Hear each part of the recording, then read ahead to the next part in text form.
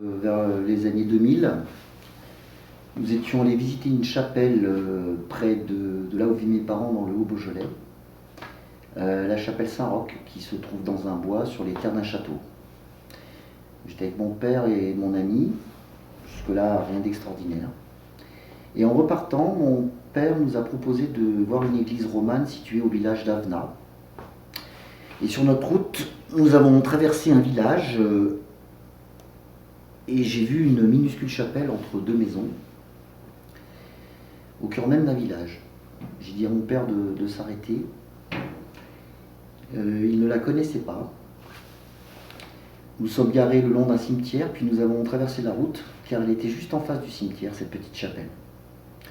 Nous sommes rentrés dedans, et à l'intérieur, c'est vrai qu'il y avait une énergie inexplicable, une énergie très puissante de lumière. Une lumière, pas la lumière du soleil, une énergie divine, on va dire. On pouvait s'asseoir autour de l'autel qui était octogonal. Il y avait des bancs tout autour de l'autel.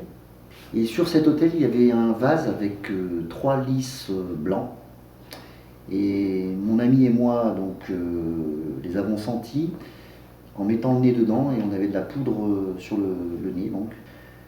Ensuite, on s'est assis autour de cet autel octogonal, sur les bancs donc, qui étaient tout autour. Derrière nous, nous avions le cul de la chapelle, qu'on appelle ça, le cul de four de chapelle, avec 3 vitraux derrière, qui donnaient sur un pré. L'endroit était épuré de tout ornement religieux. C'est vrai que le temps paraissait s'être arrêté. Quand nous sommes sortis de la chapelle, nous avons repris la route pour aller voir celle que mon père voulait nous montrer en premier, c'est-à-dire enfin en deuxième, puisqu'il y a eu la chapelle Saint-Roch, c'est-à-dire après nous sommes allés voir l'église d'Avna, qui est une église romane. Voilà, mon père pense maintenant que, après toutes ces années, que j'ai confondu avec l'église d'Avna, mais la confusion n'est pas possible, puisque moi j'ai visité cette petite chapelle, il était même avec moi ainsi que ma copine, et donc l'erreur n'est pas possible, une chapelle minuscule et une église romane, ça ne peut pas se confondre.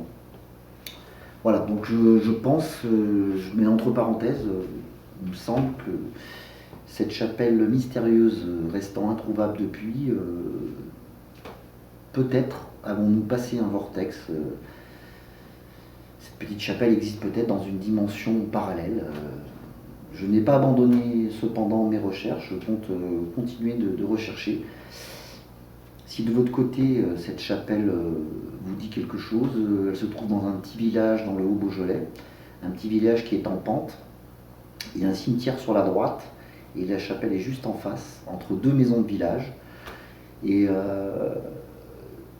le pire dans l'histoire, c'est que je suis allé voir le panneau qui indiquait donc la fin du village, un panneau rayé, le village s'arrête là. Et je n'ai pas marqué le nom, mais en le voyant, je me suis dit, je m'en souviendrai. L'ironie du sort, c'est que je ne m'en souviens pas. Donc je n'ai pas noté le nom de ce petit village parce que ce nom me paraissait évident.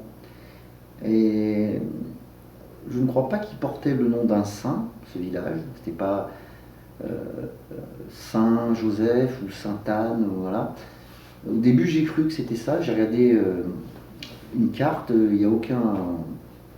dans le coin de mes recherches, il n'y a aucun nom de village qui commence par un saint et ça ne correspond pas. Donc c'est peut-être un nom composé, le clos fleuri, le bois fleuri, le pré fleuri, des choses comme ça, mais je ne suis pas du tout sûr, sinon j'aurais déjà retrouvé la chapelle. Voilà, donc si ça vous dit quelque chose, dans le Haut-Beaujolais, dans les environs d'Avna, une petite chapelle privée à mon avis, qui est en face d'un cimetière en descente, entre deux maisons de village, n'hésitez pas à me contacter ou à contacter l'équipe qui met en ligne donc ces vidéos, ces interviews sur des phénomènes, on va dire, paranormaux.